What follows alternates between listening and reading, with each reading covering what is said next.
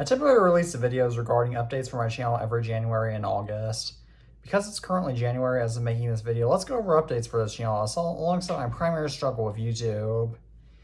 In terms of growth, I gained 837 subscribers last year, which I thank you all for, and I'm currently at 2,067 subscribers, which I thank you all for.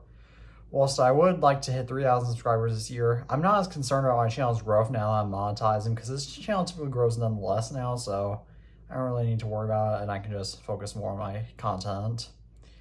Whilst my uploading schedule should remain the same for my podcast as linked in this video's description and this channel, I will be traveling more this year than usual, and so therefore, I will make videos prior to my departure and schedule them for the Tuesdays and Fridays I'll be gone for. I typically upload on Tuesdays and Fridays for those who are unaware. Now that I've gone over the basic channel updates that I go over annually, I thought I would go over my biggest struggle with this channel. I remember that back when I was between the ages of 5 and 10, I would look up pictures of iOS devices via Google Images.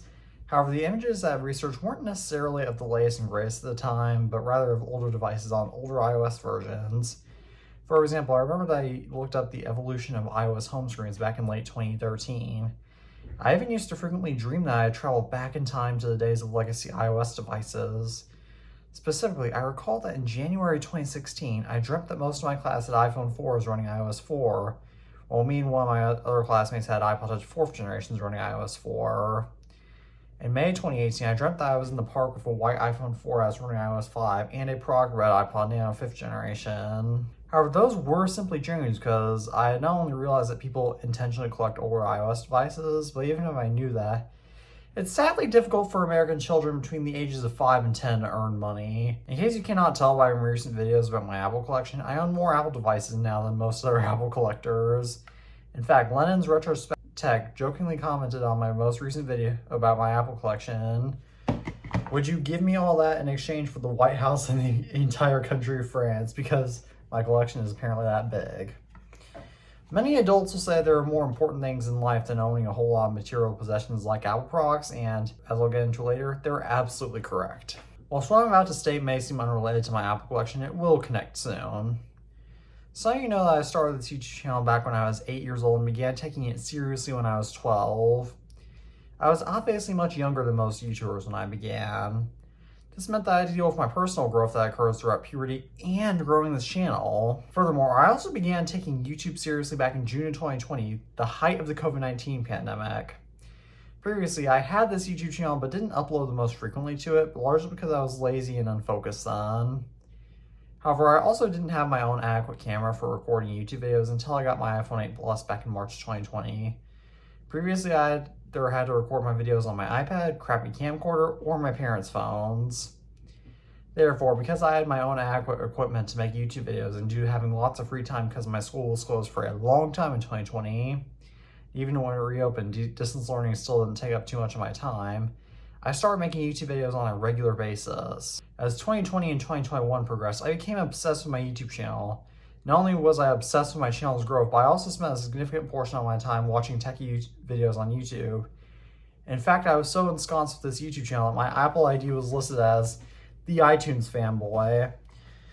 I even occasionally filmed videos with my relatives, and I chose to proceed homeschooling in 7th grade in late 2021 so that way I could focus on this YouTube channel. In short, I was the iTunes Fanboy back when I was in 6th and 7th grade. However, homeschooling in 7th grade didn't come without its own set of issues.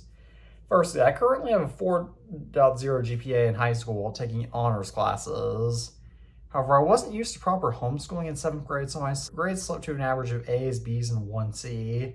Whilst I didn't care that much back then because I could typically spend more time on my YouTube channel, my mother did.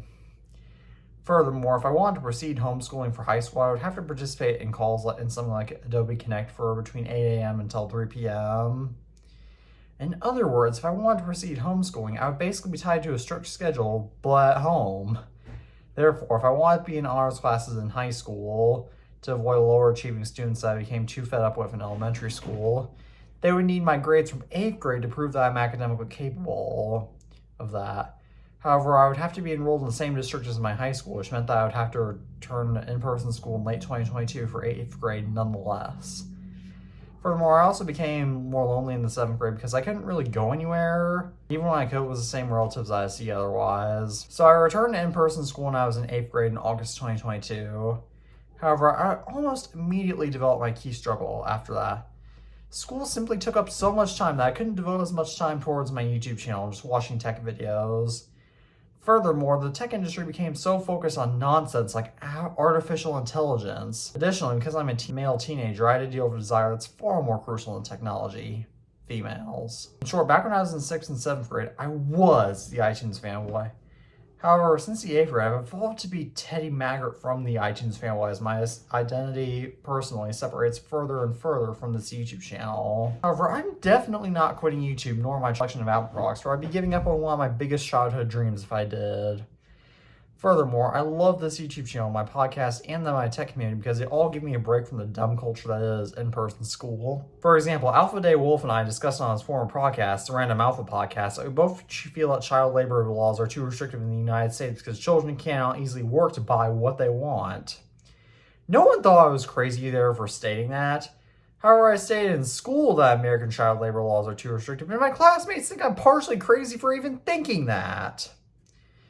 Additionally, this channel being monetized only motivates me to keep making good YouTube videos because now I have money to purchase Apple products that my 12-year-old self could only dream of owning.